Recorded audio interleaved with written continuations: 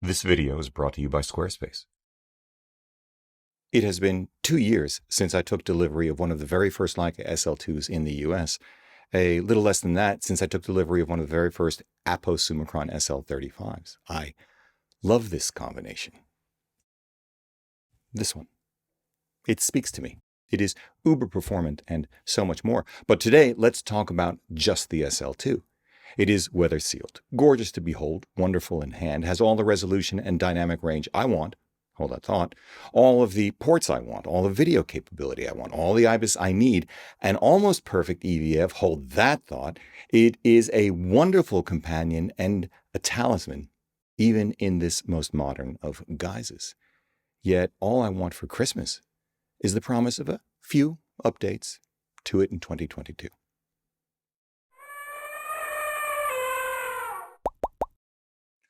Hey everybody, I'm Hugh Brownstone for 3 Blind Men and an Elephant. And today, as 2021 draws to a close, with nearly 2 years of shooting my Leica SL2 and half a dozen lenses for it that have become the foundation for my personal street photography work, in addition to the Apo 35 Sigma's 24 f3.5 when I want to go wider, 35 f2 when I want to travel lighter, 45 2.8 when I want to travel lightest, 65 f2 when I want to go call it social distancing longer, and 85 1.4 when I want to go longer still, want the extra stop, faster autofocus and image quality rivaling the 90 Apo Summicron. I'd like to share my wish list with you for updates to the SL2 in 2022.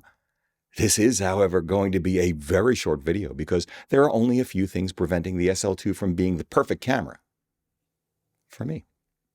Let's get into it, although it has to be said, none of the things I'm about to mention has ever prevented me from getting the shot I wanted, nor dimmed my enthusiasm for the SL2 and its ecosystem.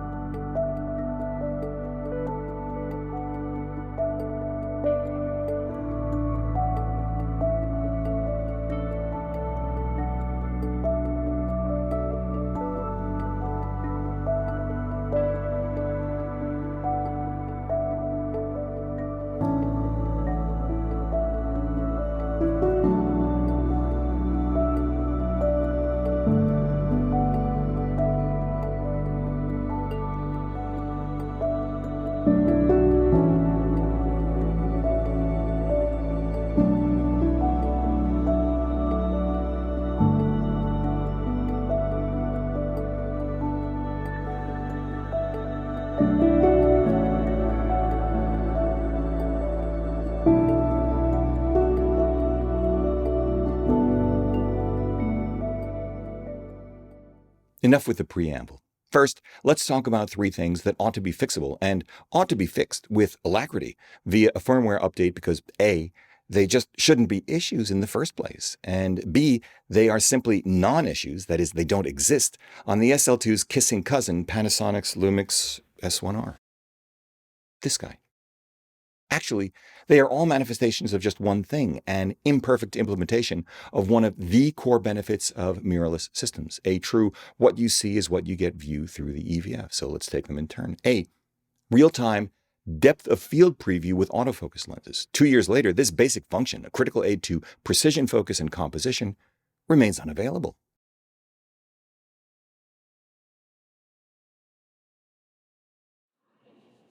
Right? No change at all. And we're testing depth of field. You can see the Hasselblad is now getting sharp, and now you can see that the Canon is getting sharp. Great. B, real-time exposure preview when EVF is set to enhanced performance. I'm not quite sure what the enhanced EVF setting really gives me, but I am very clear about the one thing it takes away that matters to me. the ability to rely on one's own eye to determine exposure rather than a meter. And now, as we change the aperture with ISO set at 400, nothing changes. And now as we go down, we do get an exposure preview setting. And C, no image degradation in the EVF when maintaining a half press on the primary shutter release during autofocus.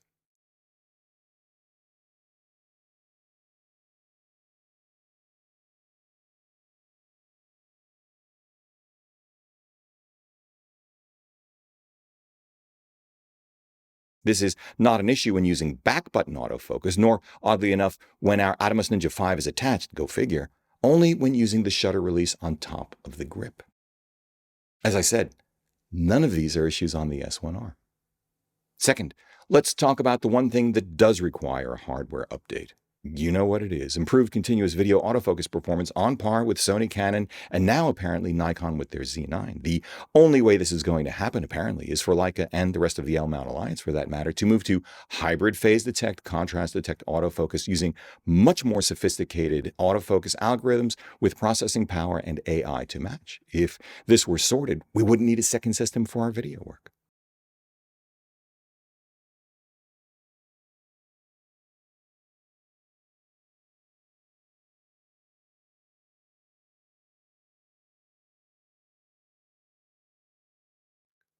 Now, I could stop right here and I'd be a very happy camper.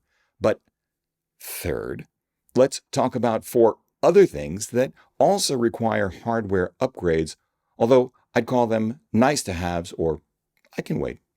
D, a super bright articulating rear screen. Now, I love the shallower front to back depth of the SL2 compared to the S1 series of cameras from Panasonic, along with the sense that the SL2 has been carved from a single block of granite. But the articulating rear panel of Panasonic's Lumix S1H in particular is superb and is super useful for unobtrusive street work. I'm not quite sure how Leica could do this without sacrificing depth, mechanical robustness, or the cohesiveness of the SL2's industrial design, but hey, this video isn't about what can be done, it's what I'd like to be done.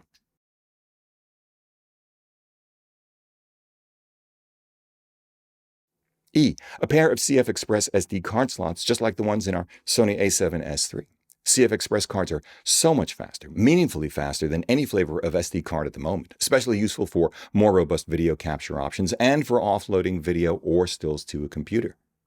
F, the 9.44 million dot 0.92x magnification finder that can also be found on our A7S III. The irony is that for us, the value of that EVF on the A7S III is completely lost. We don't need it for manual video focus, but I'd love to have it for manual stills focus. Finally, G, even more megapixels. Anyone who tells you 61 or 100 megapixels is more than anyone needs for street photography doesn't do street photography the way Claudia and I do.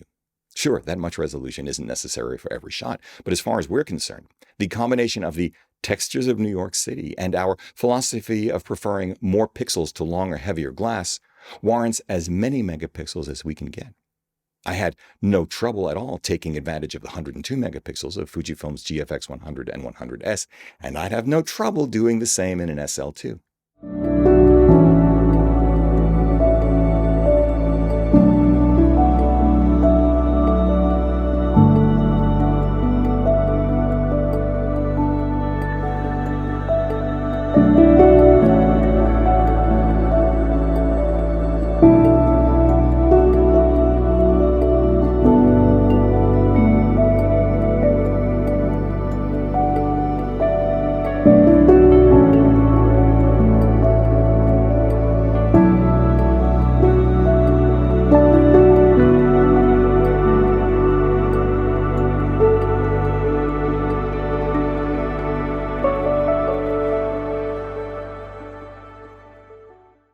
What I don't wish for is a fundamental rethink of the SL2's design. I think it is brilliant, worthy of what truly is, I believe, the company's new flagship.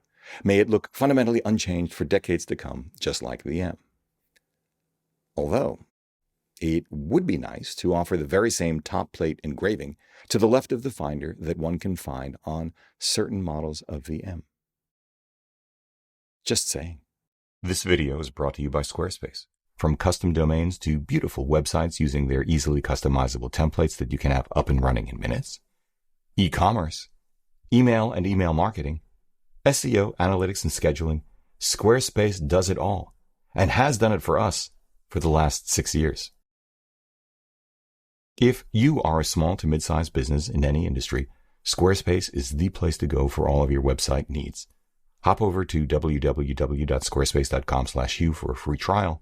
And if you like what you see and want to move forward, receive 10% off your first order by using the discount code Hugh at checkout. Thanks, Squarespace. If you like what you've seen here today, please give a thumbs up, subscribe, join the conversation below because this is an incredible audience. If you'd like a copy of our Streets of New York, the book, head over to www.3bmep.com/books.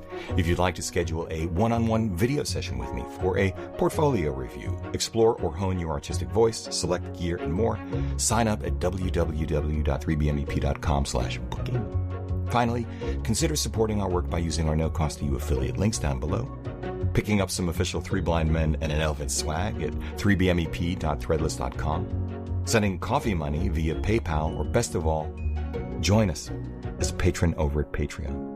However you choose to support us, as always, we thank you for it.